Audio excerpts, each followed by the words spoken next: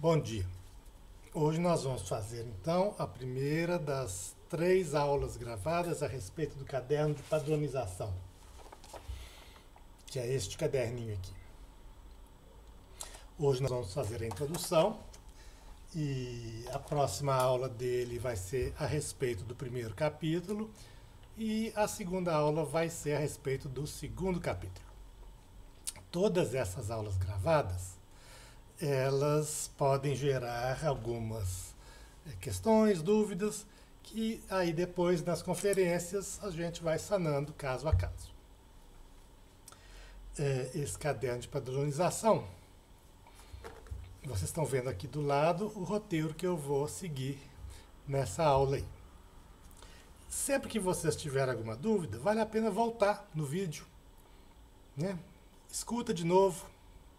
Presta atenção, faça mais ou menos aqueles passos que estão indicados ali e volta quantas vezes for preciso, porque todas essas aulas gravadas elas são recheadas de muita informação, né?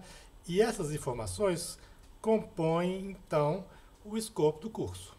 É preciso que vocês estejam a par daquilo que está acontecendo nas aulas gravadas para que vocês se deem bem nos cursos oferecidos. Esse caderno de padronização, eu venho aprimorando ele há vários anos, desde que eu fui professor de desenho técnico, né, que hoje chama-se Fundamentação 2.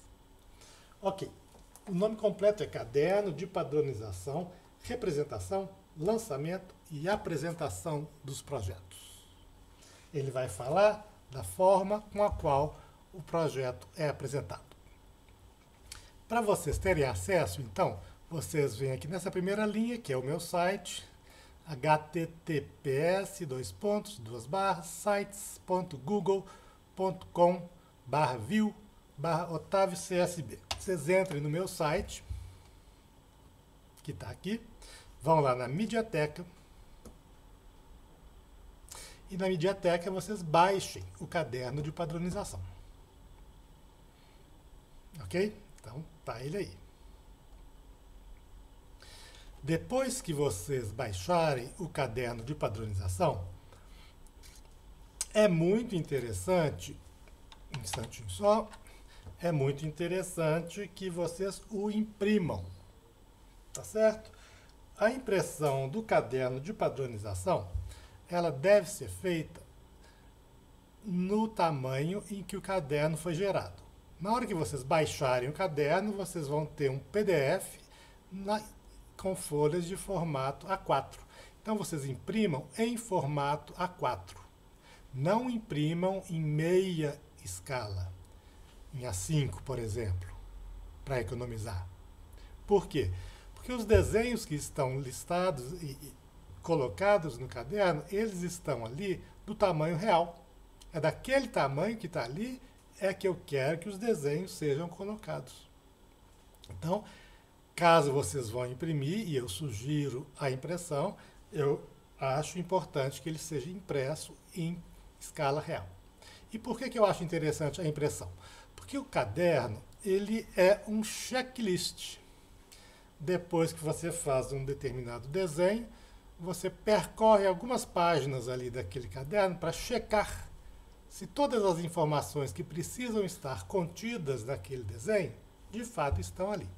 Então, depois nós vamos entrar nas razões do caderno e uma delas vai ser o fato dele atender como um checklist. Agora, desde um celular é possível você consultar o caderno, né? Isso aí vai ficar a critério de cada um. Vou falar um pouco agora sobre o histórico do caderno.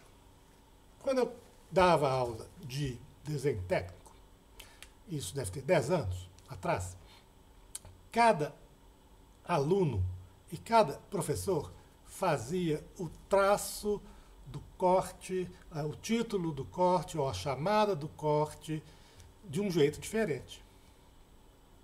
Aí eu pensei assim, vai ser útil se a gente tiver uma padronização disso. E no caso eu dei só um exemplo, mas no percurso de todo o projeto arquitetônico, nós vamos encontrar situações como essa. E por que é interessante a padronização? Nós vamos conversar um pouquinho mais tarde sobre a unificação da linguagem que o caderno proporciona. Ok, então fui dar aula de desenho técnico, comecei a elaborar o caderno. E aí, ao longo de vários anos, esse caderno foi sempre se aprimorando, sempre se tornando cada vez mais denso. E depois eu tive um pequeno escritório de projetos dentro da escola de arquitetura, chamado Fábrica de Projetos. E esse pequeno escritório, que fechou no final do ano passado, 2019, ele, mais do que qualquer outro tipo de agrupamento humano, ele precisava de uma padronização. Por quê? A fábrica tinha 10 alunos trabalhando ali dentro e eu. Era preciso que toda a formatação da entrega do produto fosse padronizada, né? Mais do que numa sala de aula, onde não tinha tanto problema cada aluno fazer a chamada do corte de um jeito, dentro do escritório era preciso, então, que isso fosse padronizado, porque o projeto não é do aluno, é do escritório. Então, todos os projetos do escritório saíam com a mesma cara. Eu não estou falando da qualidade do espaço produzido pelos alunos e pelo escritório. Não estou falando nada disso, eu estou falando da linguagem utilizada para fazer este lançamento, representação e apresentação dos projetos. Depois que a fábrica fechou, eu estou no processo de tornar esse caderno agora um livro a ser editado, sendo que o terceiro capítulo dele, que é o da apresentação, ele tem mais interesse para aqueles alunos que trabalharam na fábrica. Ele teve esse interesse para que a apresentação fosse comum.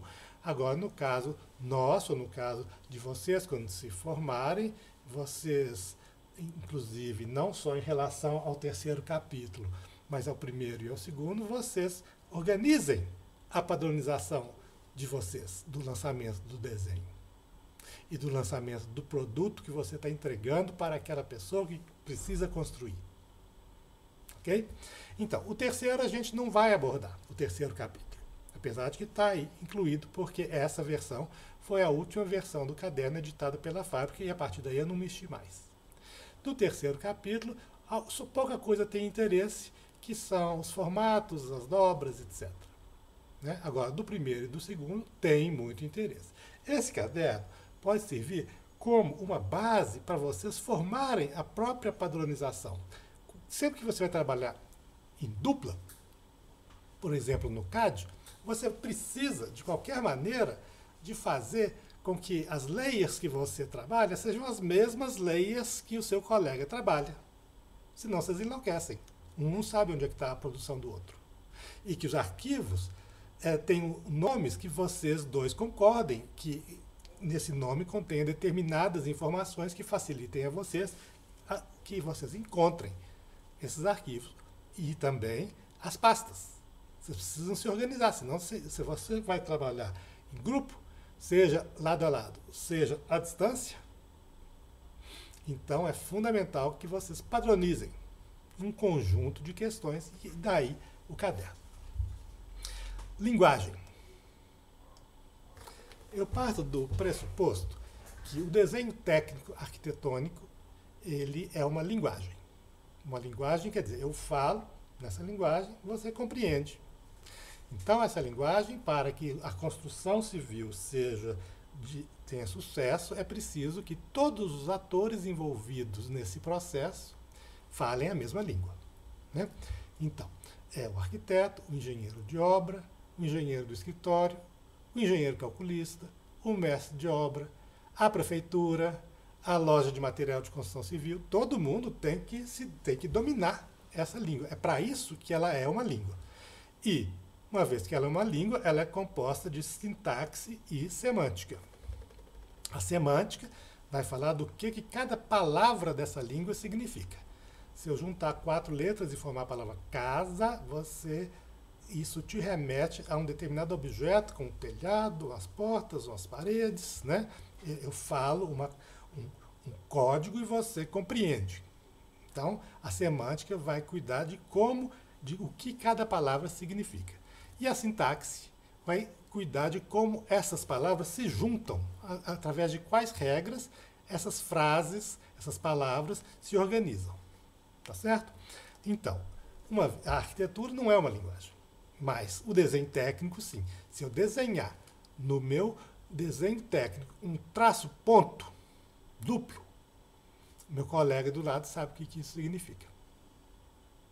Para isso, então, para organizar isso, está colocado o caderno. Né? Unificação da linguagem, ela serve também para atender a ABNT. É muito importante que nossos desenhos técnicos estejam de acordo com aquilo que está padronizado pela ABNT nas suas normas sobre desenho técnico de arquitetura.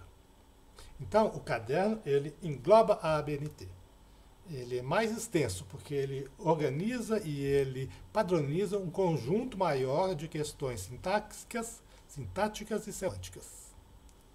Sobre o checklist, essa utilidade do checklist, nós já falamos, né, que o caderno, uma vez feito, você vai em determinado ponto dele e vê se tudo que deveria estar num determinado desenho está ali. Né? E também nós vamos falar um pouco agora sobre desenho técnico à mão, em CAD ou em BIM. Não interessa, nos meus perflex todos você pode fazer o perflex, as entregas, em qualquer uma dessas modalidades. Você pode trabalhar à mão, você pode trabalhar em CAD, você pode trabalhar em BIM. Né? AutoCAD eu entendo um bocado, o Revit eu estou aprendendo, e então você pode trabalhar em qualquer uma dessas modalidades. Porém, o desenho técnico tem que ser o mesmo, seja qual for a modalidade que você escolheu. Então, isso daí é uma coisa que vai ser demandada quando você entrega seu desenho técnico. E depois nós vamos entrar em algumas aulas gravadas sobre as maneiras de trabalhar em CAD e em BIM. E aí nós vamos perceber que, além de desenhar linhas ou construir paredes, né, desenhar linhas no CAD ou construir paredes no Revit, na hora de fazer a representação de uma planta, seja à mão, seja no AutoCAD, seja no Revit ou no ArchiCAD, essa parede tem que parecer do mesmo jeito. Então, nesses dois últimos sistemas, CAD e BIM, é preciso que você domine não só a linha, o trim, o copy e por aí vai. Né? Array, arranjo, matriz, aliás. Né? Não. Você tem que dominar o que está por trás disso nos dois sistemas. Não adianta só saber fazer parede e colocar telhado e você achar que você domina o Revit, não. Você tem que ter um template muito bem organizado, mas isso é motivo de outra conversa nossa aqui. Ok. Quais são, para terminar aqui, nossa primeira aulinha, as divisões do caderno? Né? Primeiro, representação. Eu estou falando da linguagem comum. Estou falando de como cada elemento de cada desenho tem que aparecer naquele desenho ali. Segundo capítulo, que vai ser a nossa terceira aula, lançamento. Que informações eu coloco numa planta no anteprojeto? Que informações eu coloco numa planta no executivo ou no estudo preliminar? E no corte? Então, essa parte é mais a parte do checklist. Quer dizer, você vai usar aqueles elementos que a gente vai passar por eles no primeiro capítulo, que é o da representação, e vai pensar. O símbolo do norte magnético, aonde que eu coloco? Tem que pôr em todas as plantas? Ok. Tem que cotar? Qual desenho que eu coto? Como que eu coto? O como que eu coto vai estar no primeiro capítulo, representação. E se tem que cotar ou não, vai estar no segundo capítulo, o lançamento. Ok. Eu tenho que fazer desse jeito certinho? Não, você pode, se for o caso, se tiver um embasamento, você pode mexer. Você pode criar a sua padronização, tanto de representação quanto de lançamento. Você pode criar o seu. Porém, a gente tem sempre que lembrar que alguma padronização tem que ter. E algum meio de conversa entre você e seu colega que está trabalhando nesse processo da construção civil. Então, esse caderno de padronização, a intenção dele é ser um início de conversa. Tá certo? E o terceiro capítulo, para terminar aqui, que a gente não vai fazer uma aulinha sobre o terceiro capítulo, é sobre a apresentação. É a normatização da apresentação dos anteprojetos da fábrica de projetos. Você, se quiser, você pode normatizar a apresentação dos seus anteprojetos na escola de arquitetura. Vai ficar, depois você faz um portfólio todo profissional, né? A apresentação do trabalho, não estou falando nem da representação, nem do lançamento e, sobretudo, nem do objeto arquitetônico que você projetou. Estou falando da apresentação. O que vem na frente? Como é que é a capa? O que vem depois? Como é que é a folha lá dentro? Que folha vem antes de qual folha? Essa é uma modalidade de apresentação que está aqui como um exemplo. O terceiro capítulo ele vai ser apenas um exemplo para vocês. Bom, com isso, então, a gente termina essa introdução e daqui a pouco, então, a gente recomeça essa aulinha falando a respeito do capítulo 1, chamado Representação. Muito obrigado.